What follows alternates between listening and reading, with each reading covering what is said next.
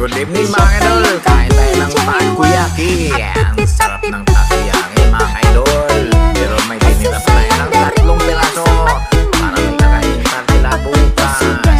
3 piraso mga idol, sana ulang abot bukas. Ang takoyaki ay binili ng jowa ng ating anak.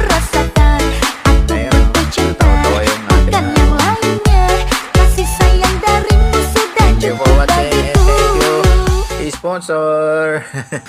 Ayun. Kain lang si mga idol, kain lang.